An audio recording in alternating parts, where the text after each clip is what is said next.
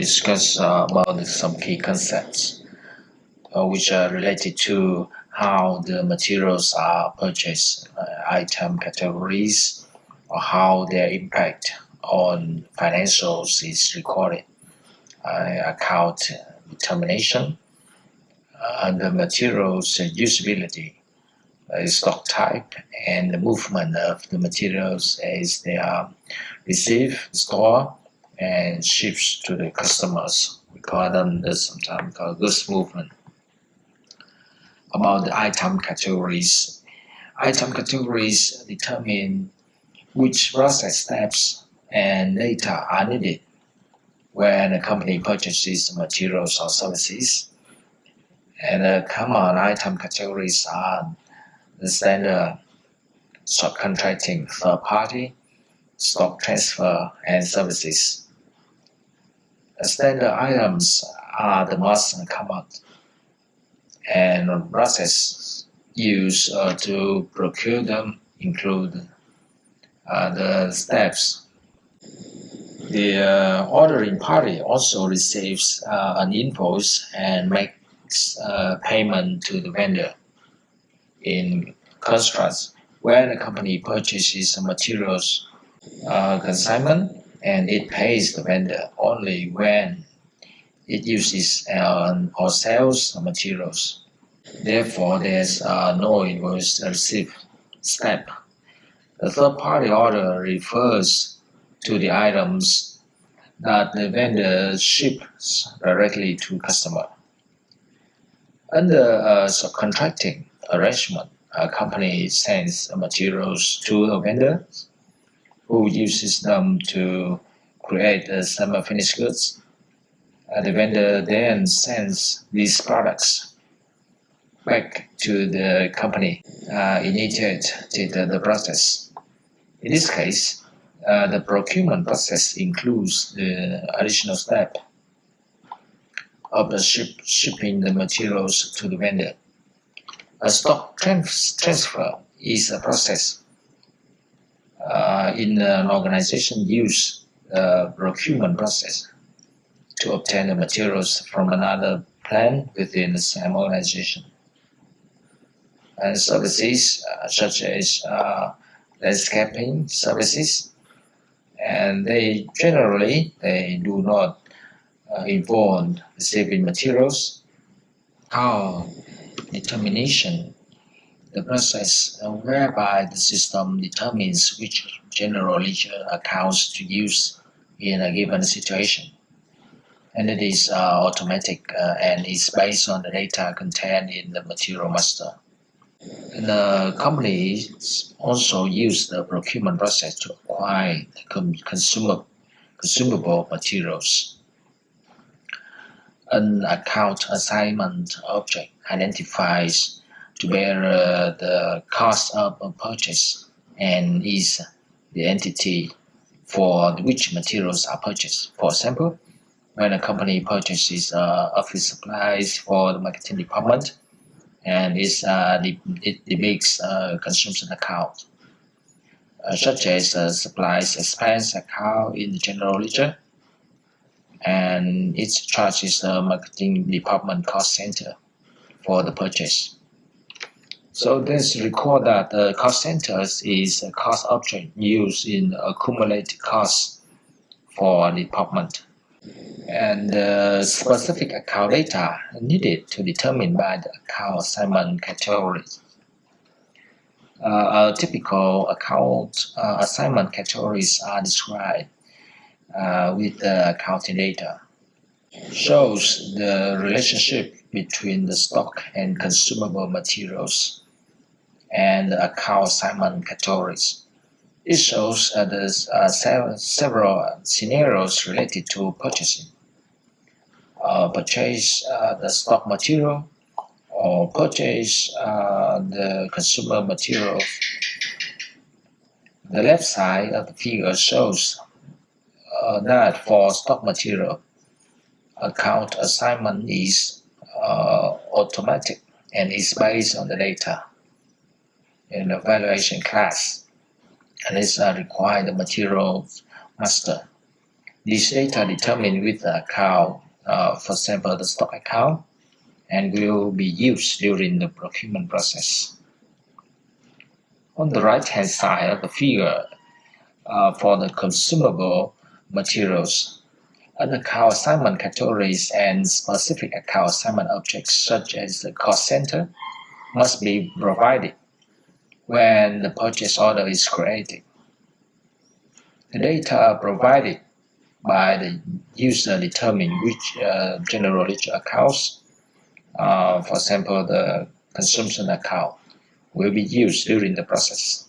It is important to know that the company can track only the quantity of the inventory on hand, and the value of the inventory cannot be tracked because the consumption account, such as supplies expenses rather than the inventory account, is used in the purchasing process. Stock of materials is classified into different stock types that determine the usability of the materials.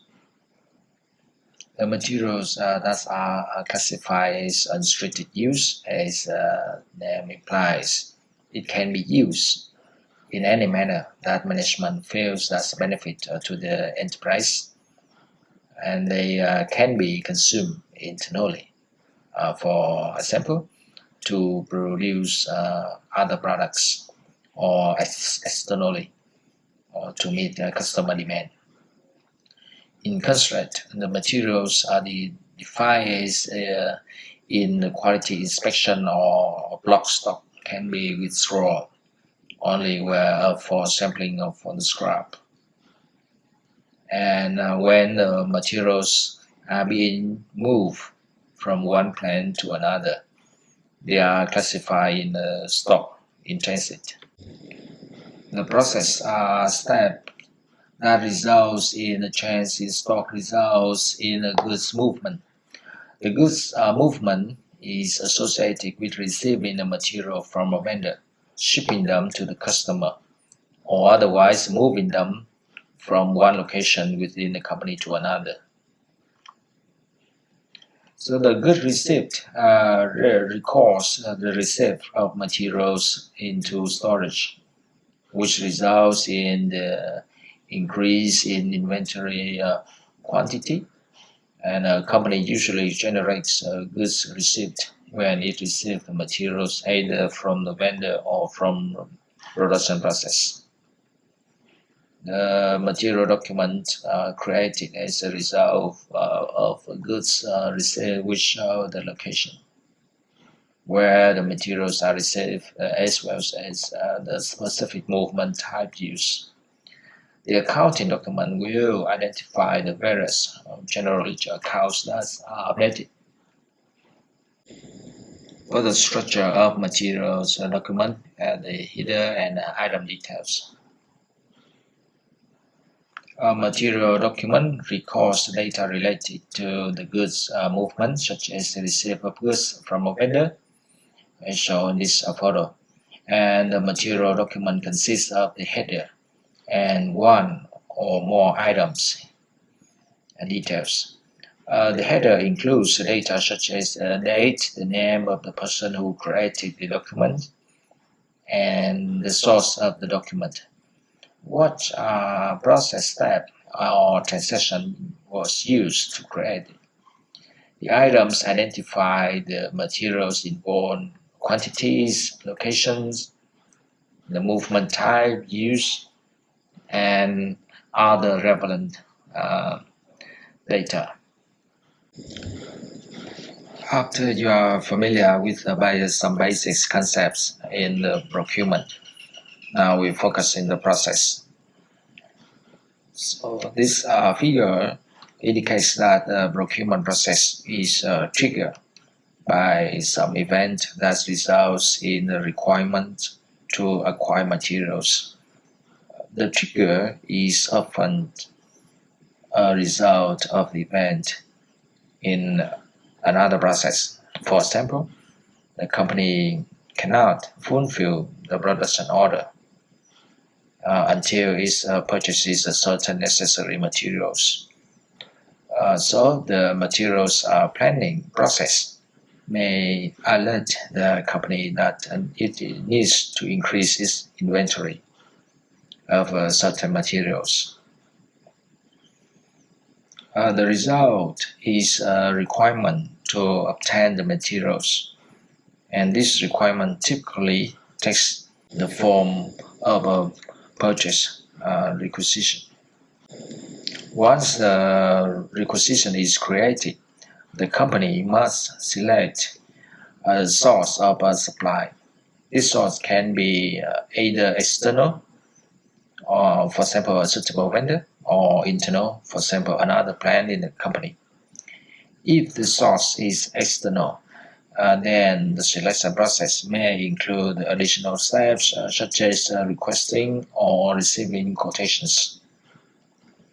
After the company receives quotations, it evaluates them and selects a vendor, and then submit to a purchase order. And upon receiving the order, the vendor confirms receipt and may provide additional information such as expected shipment date, and the vendor then ships the material to the company, and which receives them into inventory. The vendors also sends an invoice. Once the company verifies the invoice, it sends a payment to the vendors. For the requirements determination, these figures show that the requirements for the materials arise from a need that identified either automatically by another process or manually by an individual. The process does not commonly generate the requirements of materials planning process, and the requirements are also generated by the production and planning maintenance process. So to complete these processes, the company sometimes must purchase non-stock items or services from another organization.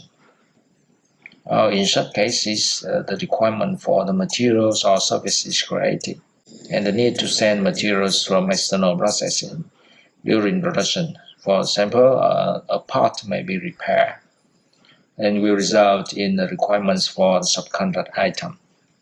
And the requirements also are created manually for the item that are not included in material plannings. And the data that is needed to create the purchase requisition are the item categories, quantity, desired delivery date, desired delivery location, or receiving plan. The ERP system uses a material number to obtain additional data from the material master, such as a description, material group, or purchasing group, unit of measure, etc. And the delivery date and location are typically provided by the requisitioner, but they also be obtained from the material master. The organizational data needed to create a purchase requisition are the purchasing group and receiving plans. These data are typically obtained from the material master, and the user input will provide or override these data as needed. This figure shows the process of converting a purchase requisition to a purchase order. So this figure shows there are three parts to create a purchase order, depending on whether the source supply is small. If it is, then the requisition can be converted into a purchase order without additional steps. This is part one. So in such cases, the company selects a vendor from a list of potential suppliers. It's called the source list. If the source list contains only one source, then the system will automatically assign the vendor to the requisition.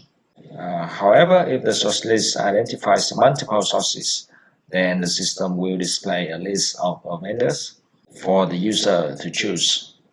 So the requisition can be certified through the outline purchase agreements. They are the long-term agreements between organization and vendors. Outline agreements are subdivided into contracts and scheduling agreements. So during the contract validity period is the quantities or services are released. In the scheduling agreement, the delivery of the total quantity of materials as specified in the agreement is spread over a certain period according to the delivery schedule. The delivery schedule specifies the quantities for their corresponding planned delivery dates. If a source of supply is not known, then the company must send the request for quotations to several potential vendors, receive, evaluate the quotations, and make the final selection. A quotation is legally binding on the vendor for a specified period. It identifies materials or services for which of the total quantities and delivery dates. So in this case, the organization uses a quotation to create a purchase order in part 2. And finally, certain cases, the request for quotation is directly converted into the purchase order without the quotation in part 3. This figure shows the elements of the purchase order step.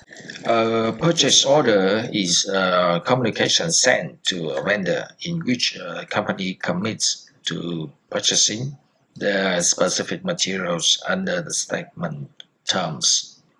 And a purchase order is typically created with references to a requisition or a quotation. And it is previously created a purchase order. When the reference documents are used to create the purchase order, then much of necessary the data is copied from these documents. And a purchase order can be created without reference to any document. In this case, all of the necessary data are entered manually. If the necessary data are not available from reference document, then the user must provide this information manually when he or she is creating a purchase order. And in this figure, it shows a purchase order document consists of header section and one or more item details. The header includes the data such as purchase order number, vendor, currency, dates, and payment terms. These data apply to the entire document, including all nice items. The item details section includes the data specific to each item in which the purchase order, and such as the material numbers, description, quantity, delivery date, and price. One or more requisitions can be generated, one or more purchase orders, as shown in this figure. For example, consider this scenario. A purchasing manager receives many requisitions for the same materials and decides to consolidate them into a single purchase order and send the order to the vendor, and maybe take the advantage of volume discounts. A requisition may include a number of different materials that must be purchased from different vendors. So in this case, the purchasing order managers creates different purchase orders for each vendor that includes the relevant materials. After that, once the purchase order is created, it must be communicated to the vendor. This communication is accomplished using the messaging capabilities of ERP system.